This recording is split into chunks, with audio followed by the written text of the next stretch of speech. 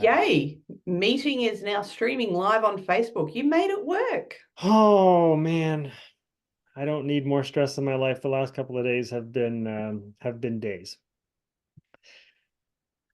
Yeah. Yes.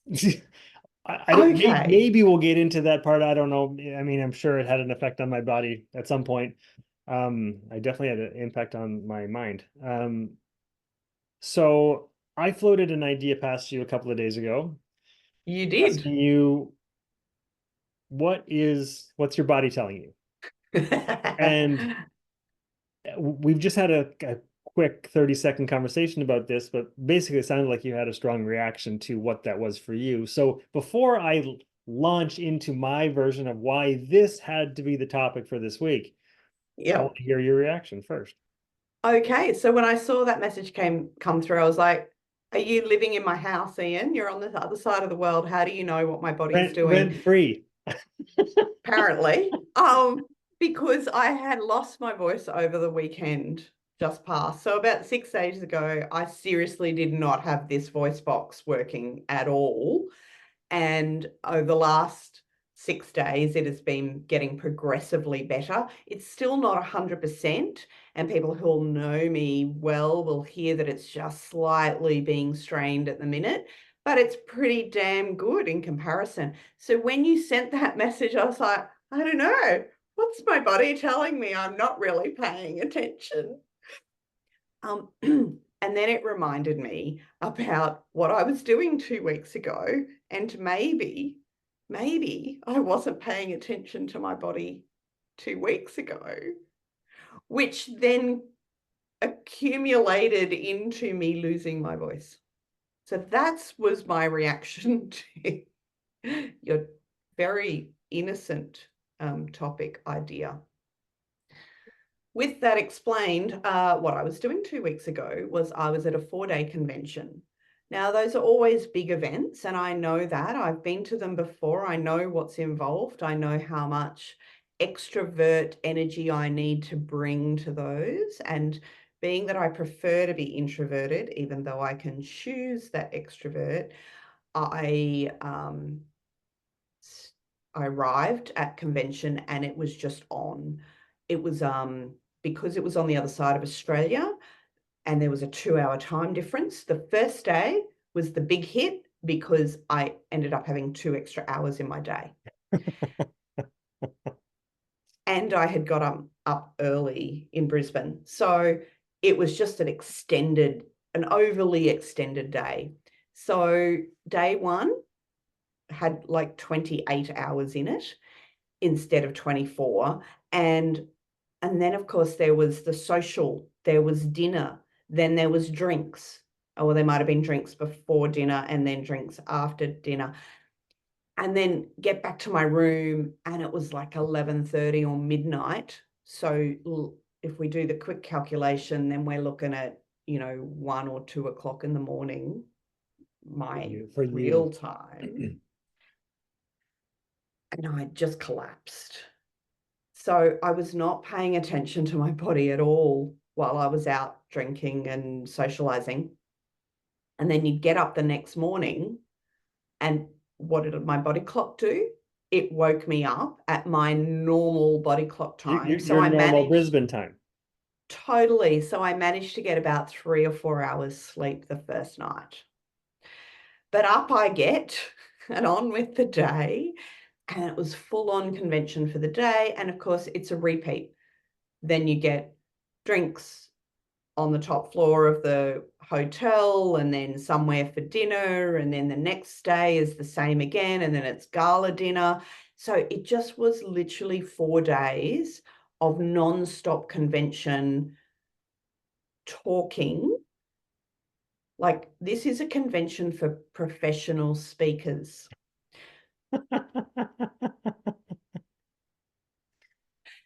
So what happens is that everybody has a voice until the end of convention, and everybody has lots and lots to say. So the volume in the room just would go further up and up and up because everybody is not afraid to speak. And so when we were at the gala dinner, I could barely hear people because there was so much excitement and lots of voices going on all at once. So I get home. Oh, yeah, then not only did I have the 4-day convention, but then we had our board strategy day. And so that was another full day of brain engagement. So when you asked that question earlier this week, I felt like it was a direct question to me. Chris, have you been paying attention to your body? No. I like the inflection that you're using for your version of it because it's not the same as mine. I paid no attention to my physical body at all. I was paying attention to what I mentally needed to show up as. I was paying attention. I would notice that my body was feeling tired at like 11 o'clock at night across those 4 or 5 days, but that was it. I really wasn't paying attention to it at any other time. The mental was where I was focusing all my energy, and, emotional, getting excited, meeting new people, all of that. That was where my focus was. And as a result, got back to Brisbane, and within 2 days, I had no voice because I hadn't been paying attention to my body. So then I was forced To pay to attention pay to your body. attention. And so then, but life still goes on, right? So the fallout for me then is that if I just paid a little bit more attention while I was at convention and done a little bit more sensible choices of when I went to bed and all of those things, I probably wouldn't have lost my voice, and I would have been able to do all the things that life threw at me over the following week once I got home. But we had to renege on social engagements and other such things because I just couldn't go, to the point that my daughter announced her engagement on the weekend, and Congratulations. thank you, they invited us down after he proposed. They had a picnic all set up and they invited us down, but I had no voice. It was a bit rainy and drizzly, and I was just like, I can't go anywhere. And so we had these significant things that, because I hadn't paid attention the week prior, I then couldn't show up properly. Hmm. And so, was I paying attention to my body? Nope. Now I am. I was going to ask you if you regretted the way that the convention went, No. like during the convention period. No. In the moment, no. I did take I did try and put some things in place, like I kept some of my routines in place. So I went for a walk in the morning, those sorts of things, so that I was doing some physical attention. But it wasn't, it was more because it was a routine, not because I was actually listening to my body. But no, I don't regret doing anything that was, it was, as far as establishing relationships, maintaining relationships, building relationships, it was absolutely worth it. And now I get to just live with the rest. Because it sounds like you kind of, in hindsight, regretted it because of how it affected your after period, right? Well, yes, because it would have been nice to show up and go down and join my daughter for the engagement thing, because she wanted to share what that all felt and looked like, but we had to drag them back to our place. So yeah, that changed that dynamic. I was just curious if you would have, I mean, it forced you to show up in a different way for your daughter. Yeah, it did.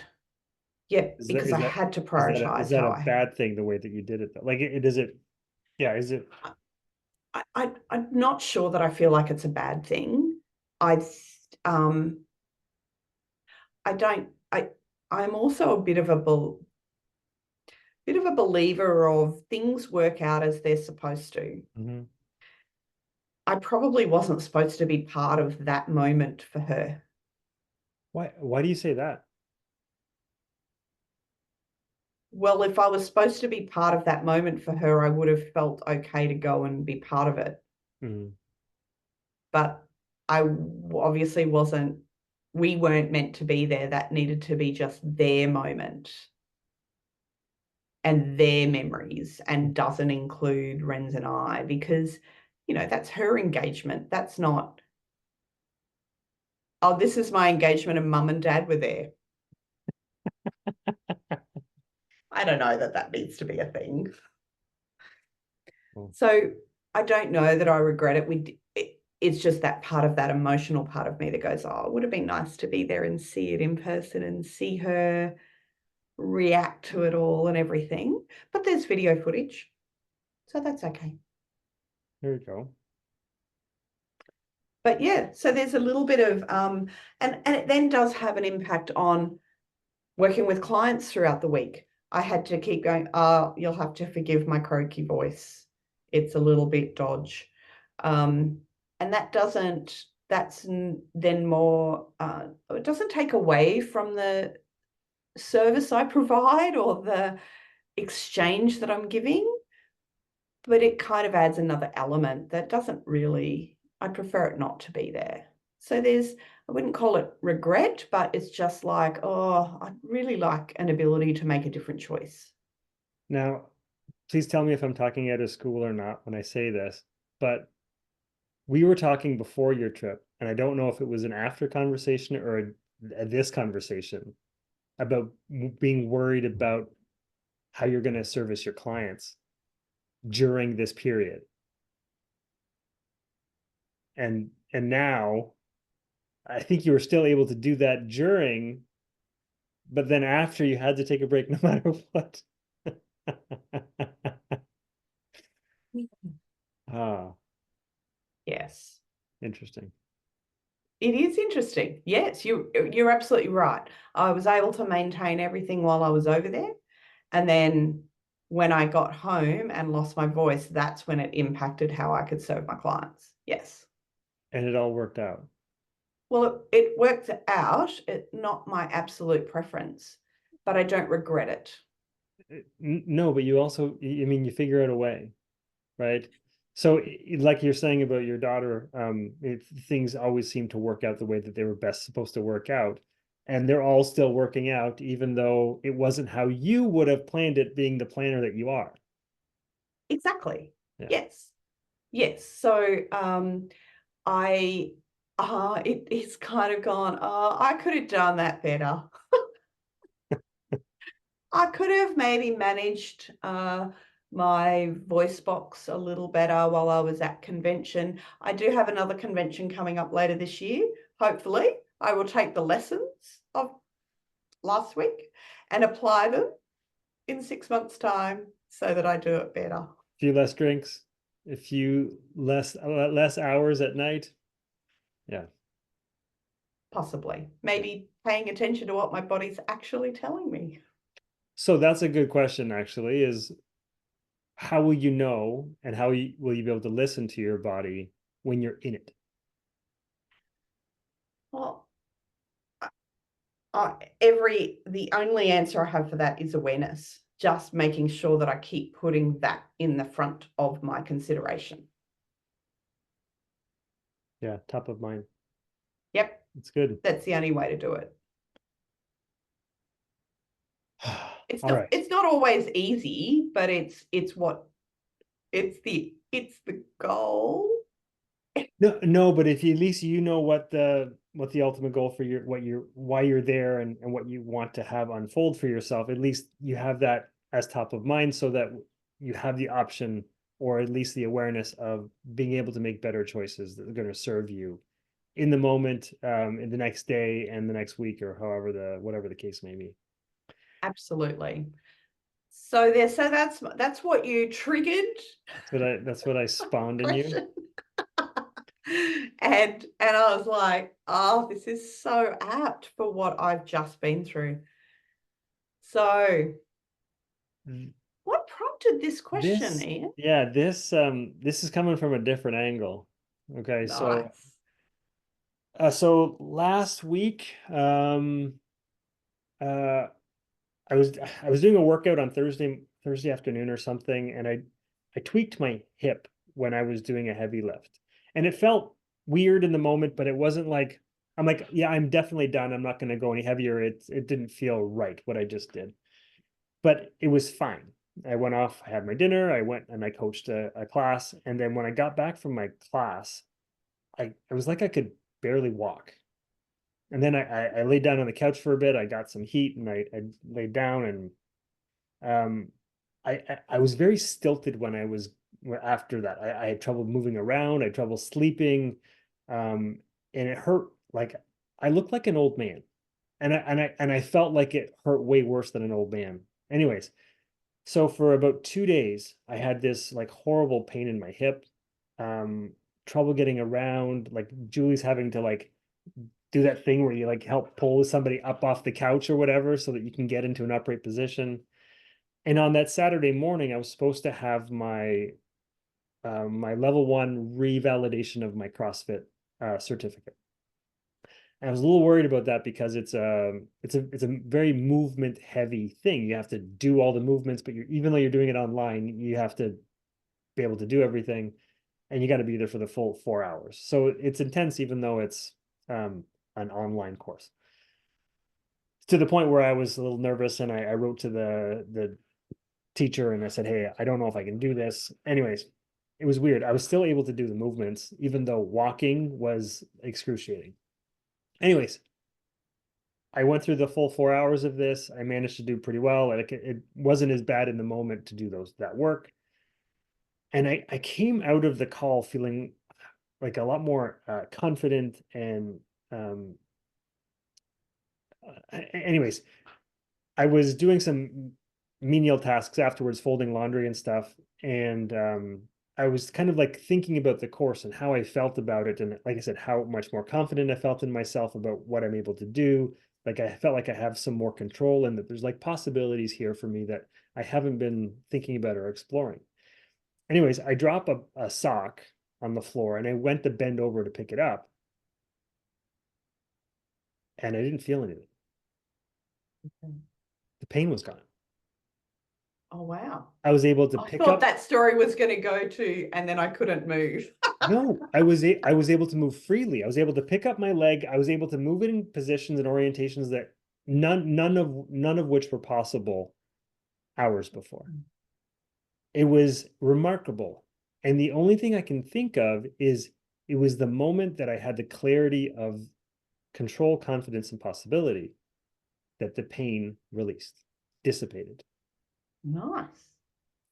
So then I got my phone and I'm like, this is crazy. So but it's not that crazy because I'm kind of into this stuff anyway. So I started like Googling like what does hip pain mean or whatever. And it Oh, talked, yes, like the metaphorical reason, like yeah, where like does it come it from? talked about um basically what I was thinking this whole like week leading up to this point in time was like kind of like fear and worry and uncertainty, which is basically the exact opposite of what I felt when the pain dissipated. So it was a reminder to me that we store energy. We store it in our bodies, good or bad. We store it in our bodies. And my last few days have been full of storing stuff that I don't want. But this was just a reminder that our body is always talking to us, so that we need to pay attention to it. And sometimes we need to be smacked in the hip to to to pay attention enough to know, Or the throat? or the throat. Mine wasn't a throat chakra thing, it was a sacral one, I guess. But anyways, it was just a reminder to me that to pay attention to what's going on in your body, because it's going to talk to you too. It's storing information that is available to us all the time, and I was not paying attention to it. I was letting those fear, doubt, and worry kind of stuff sit in me for, days, weeks, Days. whatever. Mm. And it just culminated into something that I was able to release. But it was just the timing of it just seemed impeccable when I had my kind of aha, like the light bulb came on, but then the pain went away. Yeah. It was interesting. That is interesting, and that is not an uncommon thing I see quite regularly. We do. You're absolutely right. We hold energy in our body constantly, and you'll have been holding that energy like weeks leading into that. It just I guarantee it. it just got so tight in you, obviously, that it went right. Now you have to pay attention, like you said. And yeah, we have this all the time, but we don't necessarily join the dots around this. No, I think that's it. But I think if you're more conscious of what is going on internally with you, and I'm thinking internally with you with like the thoughts that you're thinking and how you're feeling, that is internalized. But if you're able to notice what the common theme that's coming through as the as what's going to be sitting in your body, and if you don't pay attention to it, then it gets stuck somewhere. Yeah, and that ability to be like step away from the pain too, because if something's collected so much that it's now painful, we can get distracted by, I'm in pain, I need my hip fixed, rather than what is contributing to that pain. Because pain can be so all-encompassing, Mm-hmm. and it can be difficult to step away from it and look at it a little bit more subjectively or objectively, with what is what might have been contributing Yeah, what's the to getting source? it there in the What's first the place. source of the energy that's going there as opposed to dude, I'm live on Facebook, but What? What? can I come see you in 10 minutes? Or you can come back and see me in 10 minutes. In 8 minutes, you can come back and see me. Whatever number that you got in the air, come back in those number of We minutes. love it. 5 minutes, 5. Great. Uh, oh, the wins of children. I love it. Oh, see the energy that I'm bringing into the room right now? I'm attracting it. I don't So know here's where. a question. Here's a Go for it. I question don't know for where I you. was anymore. Yep, that you dropped a little bit of a thing saying that you've got a little bit more energy that you're inviting back into your body over the last couple of days. Have you noticed where it's showing up yet? And do you need to keep holding it? Oh, okay. I definitely do not.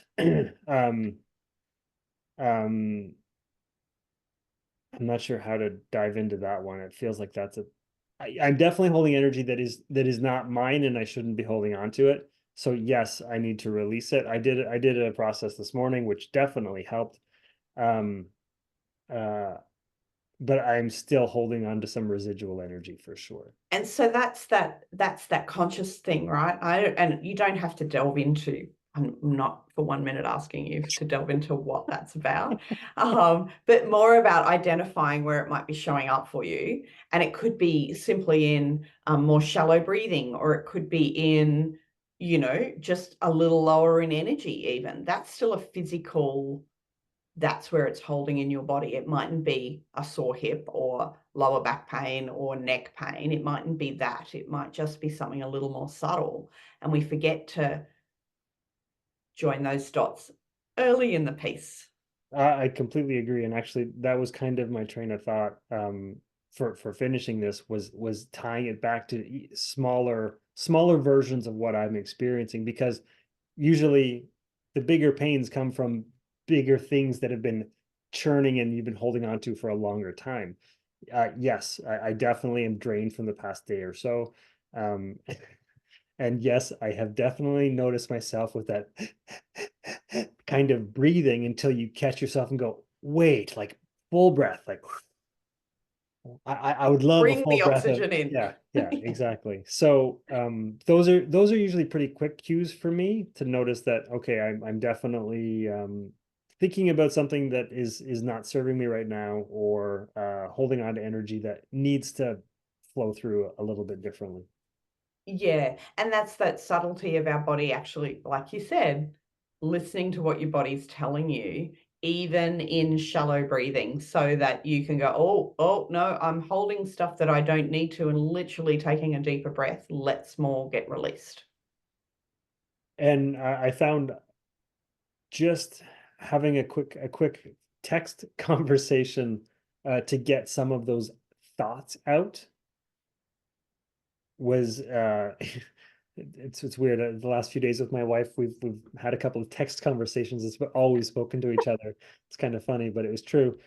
Oh, But no, just we have, did that last week when I had no voice. So at the beginning of this week, Renz and I literally was messaging him. So no, I get it. but just voicing in a few sentences what I'm feeling, and her coming back with, if I know anything, and she made me almost cry with like 3 words or 4 words. I'm like, okay, I'm definitely holding on to stuff that's not mine, but thank you. Like I needed to hear those reassuring words.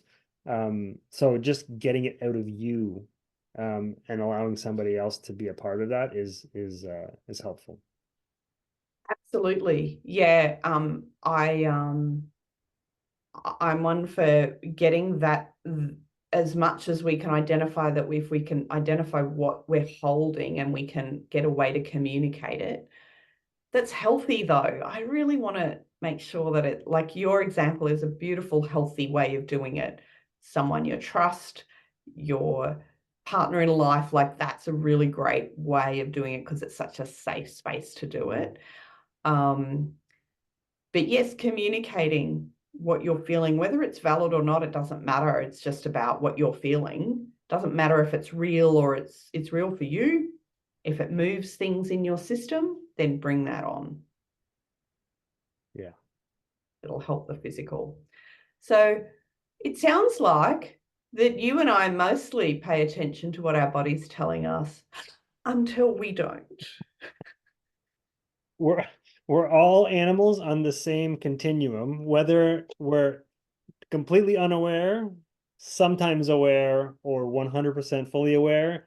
I know I'm not over there. I'm probably over here somewhere, but working on it. Yeah, yeah, because if I was at 100%, I would not have lost my voice, funnily enough. Hmm. Um, but I really like that with that extra level of awareness. So this is the other thing that I can see in both of our stories, even though it came from very different um, angles, is that the quicker the awareness kicks in, the quicker the healing happens. Sure. So that's the other advantage. If we can't get it beforehand, if we can't do the preventative thing or catch it early, as soon as we can get that that awareness in about where that might be coming from, then it will move through you really quickly, which is why Monday I didn't have a voice and today I do. That's great. Good sage advice. Thanks for sharing that topic, Ian. That was very fun this week. You're welcome. Ah.